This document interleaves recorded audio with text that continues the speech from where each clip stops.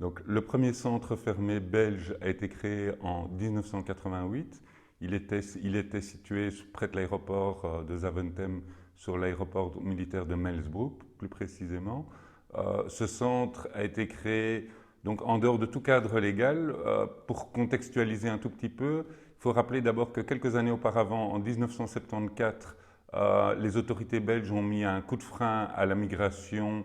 euh, donc on a fermé les frontières à la migration pour le travail principalement. Jusqu'alors, la Belgique faisait régulièrement venir des contingents de ressortissants de pays tiers originaires par exemple de Grèce, d'Italie, et puis ensuite encore du Maroc et de Turquie. Et donc en 1974, on ferme les frontières à ces migrants.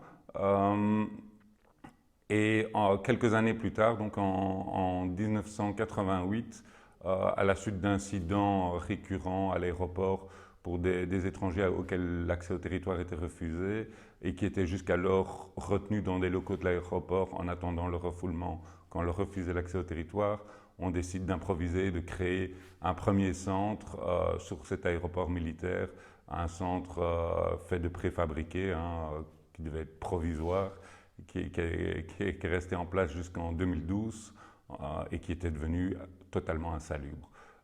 Donc ce premier centre s'est construit en dehors de tout contexte légal. Il a fallu attendre 1993 pour qu'une loi officialise l'existence de ces centres fermés et que dans la foulée, de nouveaux centres soient construits, au total 5. Donc un autre près de l'aéroport, le centre de transit 127 bis, et 3 centres pour illégaux à Bruges, à Merksplas, près de Turnhout, et à Wotem en région liégeoise. Ces centres fonctionnent toujours et en 2012, un dernier centre est venu remplacer le centre 127 qui était totalement insalubre et qui est donc le fameux centre Caricole, situé lui aussi à Steenekerzeel, à côté du centre 127 bis, toujours à proximité immédiate de l'aéroport de Bruxelles National.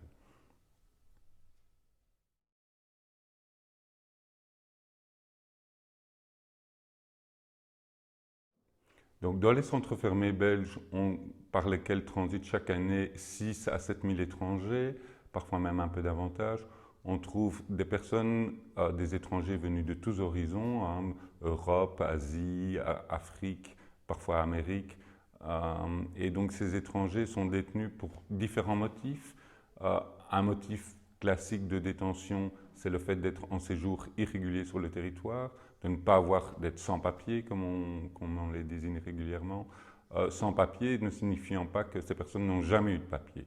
Parfois, il s'agit de personnes qui sont depuis très longtemps sur le territoire belge et qui ont perdu ce droit de séjour. À côté de ces personnes sans papier, sans titre de séjour, et qui refusent ou qui auraient refusé de quitter le territoire, on trouve également des personnes qui viennent d'arriver, à qui on a refusé l'accès au territoire, les inadmissibles selon le vocable de l'Office des étrangers, inadmissibles qui parfois demandent l'asile et qui restent dans ce cas-là détenus dans ces centres fermés, ou qui refusent la mesure de refoulement et donc en attendant leur prochaine expulsion sont maintenus en centre fermé. On trouve aussi des demandeurs d'asile sur le territoire qui ont introduit leur demande à Bruxelles et qui pour une raison ou une autre, les autorités estiment que leur demande d'asile a peu de chances d'aboutir et décident de les enfermer. Et enfin, les fameux cas Dublin. Les cas Dublin, donc, ce sont des demandeurs d'asile qui ont introduit leur demande ici en Belgique, mais où les autorités estiment que cette demande ne relève pas de leurs compétences, mais relève de la compétence d'un autre État, en vertu d'un règlement pris par l'Union européenne qui détermine que le pays compétent pour traiter la demande d'asile sera, parmi les critères principaux, celui du premier pays traversé. Donc la Belgique étant là où elle est placée géographiquement, c'est très souvent cette situation qui se produit. Donc pour peu que les autorités ont des indices qu'elles soient passées par un autre État avant d'arriver en Belgique, elles font une démarche auprès de cet État pour demander de reprendre ce demandeur d'asile. Qu'il ait introduit une demande d'asile dans ce pays ou pas, le simple fait d'avoir transité par un autre État peut justifier donc ce transfert vers un autre État de l'Union européenne.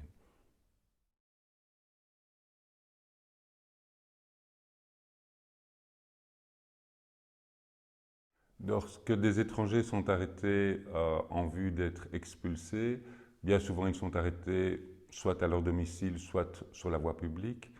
Ils sont emmenés au poste de police où ils peuvent rester détenus jusqu'à 24 heures. Là, l'Office des étrangers, si l'Office des étrangers prend la décision de placer, parce que c'est l'Office des étrangers qui prend cette décision, de placer l'étranger en centre fermé, la personne est transférée dans l'un des 5 centres fermés belges. Et une fois arrivé, on prend toute une série de dispositions, donc on prend sa photo, ses empreintes, une procédure d'intake où on lui remet le règlement d'ordre intérieur, on lui fournit toute une série d'informations de manière orale, éventuellement avec toutes les difficultés de la langue, parfois en faisant traduire par un co-détenu ou un membre du personnel qui parle la langue de l'étranger.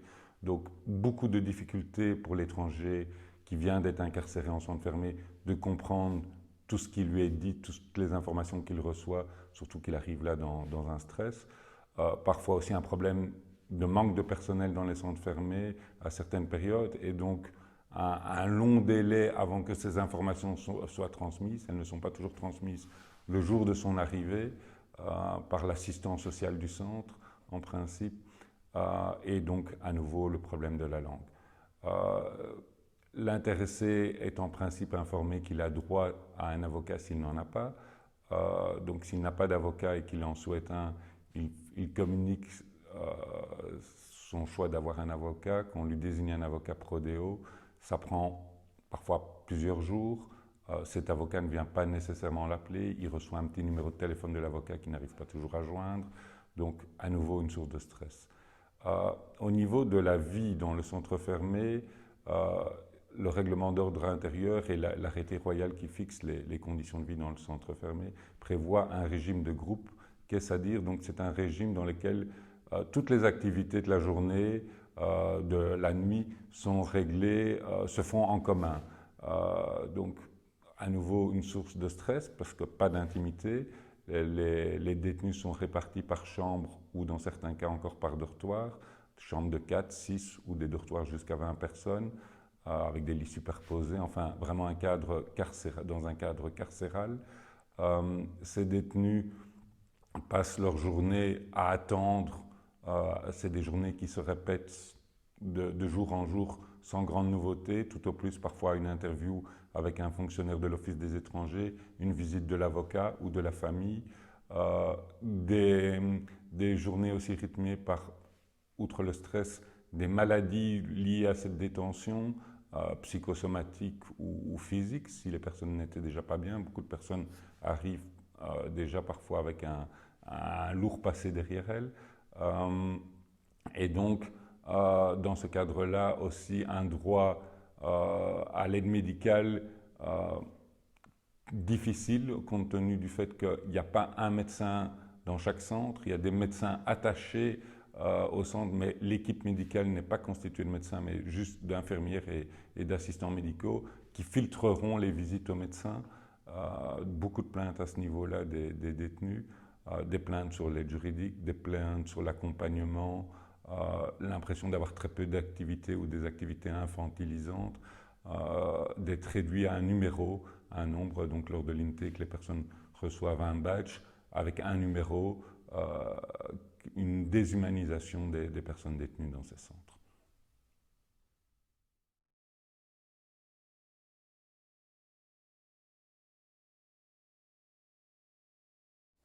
Les 5 centres fermés belges, on pourrait les décrire de manière assez simple comme des prisons.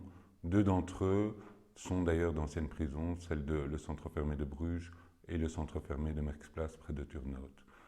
Les 3 autres centres ont également une architecture tout à fait carcérale, c'est-à-dire donc entourés par de nombreux grillages ou un mur d'enceinte, des barbelés par-dessus, des postes de surveillance, des caméras, des gardiens. À l'intérieur du centre aussi, de nombreux sas, des couloirs qui se terminent par des grilles. Donc un univers tout à fait carcéral. Au sein des centres fermés, aussi ce qui est typique, c'est la présence de cachots, de cellules d'isolement pour les détenus récalcitrants qui ne respectent pas le règlement d'ordre intérieur. Donc un détenu peut être placé jusqu'à 72 heures en cellule d'isolement s'il ne respecte pas le règlement d'ordre intérieur, ou il peut être mis en régime différencié selon la terminologie de l'Office des étrangers. Donc un régime d'isolement parce que strict ou souple selon le comportement du détenu qui troublerait la vie de groupe des détenus parce que hystériques, ne sachant pas se contrôler, ronflant la nuit, hurlant, faisant des cauchemars, inadaptés à la vie en groupe. Aussi des ailes médicales sous la surveillance d'infirmières et d'assistants médicaux qui peuvent se prolonger pendant toute la durée de la détention. Une durée de détention justement qui, à la différence de la prison, est nettement moins définie dans le temps, puisque les personnes, si en théorie, peuvent être détenues, une personne en séjour irrégulier, pour un maximum de 4 mois, éventuellement encore prolongeable jusqu'à 8 mois dans des circonstances très spécifiques. Donc la personne ne sait pas si elle va sortir, quand elle va sortir, si elle va être expulsée. Et en plus, à chaque tentative d'éloignement, on remet le compteur de la détention à zéro. Donc parfois des détentions qui durent au-delà de 8 mois, même si ça reste relativement rare. Ce qui est en revanche beaucoup plus fréquent, c'est des détentions qui durent plus de 4 mois.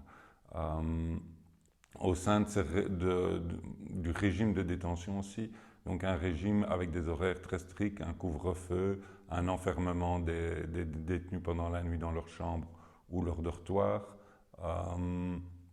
des heures de douche, des heures de déjeuner, des heures de préau, de sortie dans la cour, limitées, obligatoires pour tous, à quelques exceptions dans certains centres où les détenus peuvent rester éventuellement dans leur chambre.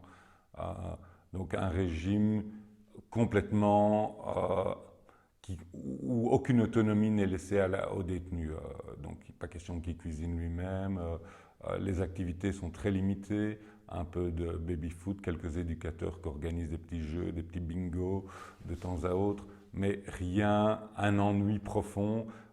Les seules choses qui cassent un peu cette répétition, ce sont les éventuelles visites des avocats, des amis, de la famille, qui sont elles aussi très cadrées, en tout cas pour ce qui est la visite des proches, puisque c'est très limité dans le temps, maximum 2 heures de visite, et pas plus d'une fois par jour, évidemment.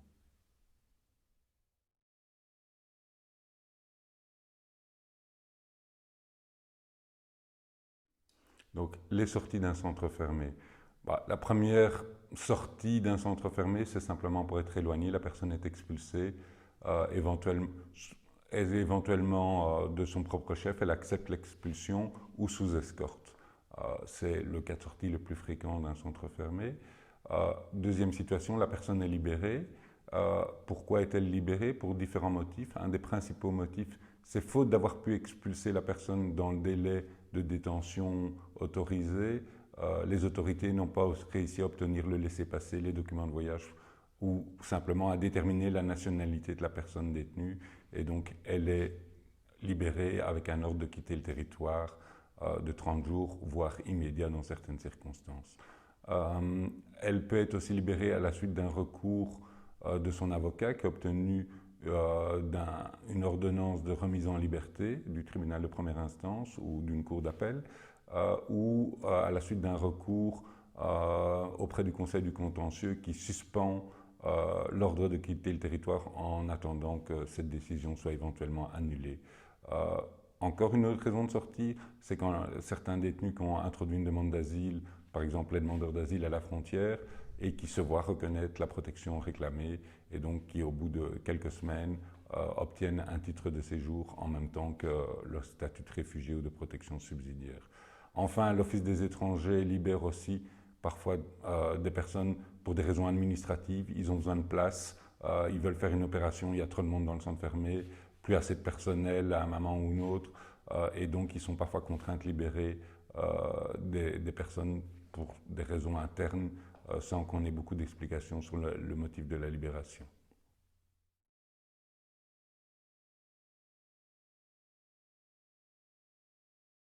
Donc les éloignements, l'expulsion, on peut distinguer différents types d'expulsions, le refoulement, le rapatriement et dans les rapatriements vers les pays d'origine ou les transferts vers d'autres pays de l'Union européenne, par exemple dans le cadre d'un transfert Dublin. Alors le refoulement, donc lorsqu'une personne arrive à l'aéroport de Zaventem par exemple, le plus souvent, et qu'on lui refuse l'accès au territoire pour un problème de visa, un problème de passeport falsifié ou frauduleux, ou simplement parce qu'elle n'a pas avec elle les preuves de l'objet de son séjour en Belgique, elle peut faire l'objet d'un refus d'accès au territoire et dans ce cas-là, elle devra reprendre le prochain avion en principe de la compagnie aérienne qui l'a amenée à charge aux frais de la compagnie.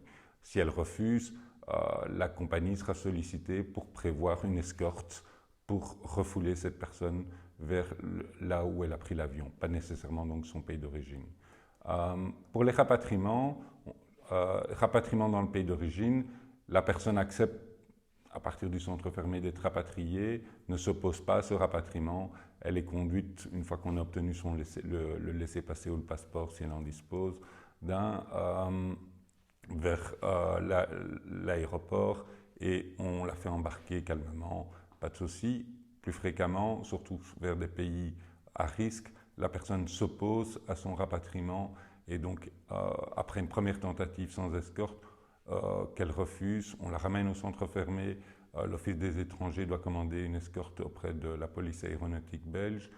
Ça prend 1 à 2 semaines en général et donc la personne est rapatriée manu militari, si je puis dire, et donc sous une escorte de 2, 3 ou 4 gendarmes en fonction de la distance de destination, ou encore cas plus rare, mais qui devient de plus en plus fréquent, rapatriement par vol spécial, vol sécurisé, donc pas à bord d'un avion de ligne régulier, mais à bord d'un avion affrété auprès de la Défense, où donc on rapatrie plusieurs ressortissants d'une même nationalité, par exemple vers l'Albanie, vers le Kosovo, avec un but non caché, non dissimulé des autorités, de vouloir faire une espèce de propagande, de décourager les candidats à l'émigration en Belgique.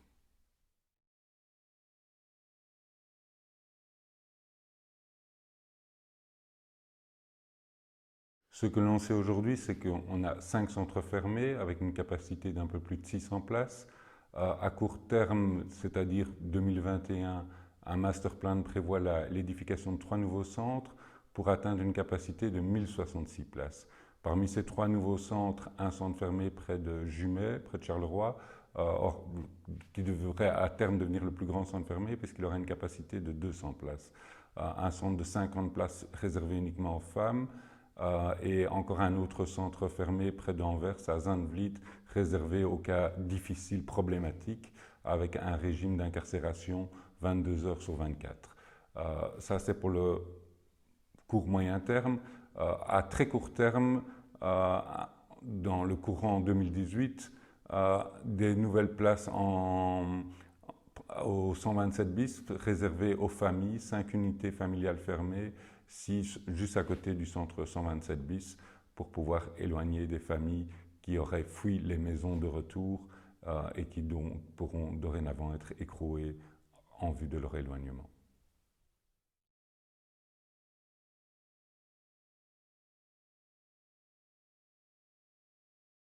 La Belgique n'a pas le monopole des centres fermés.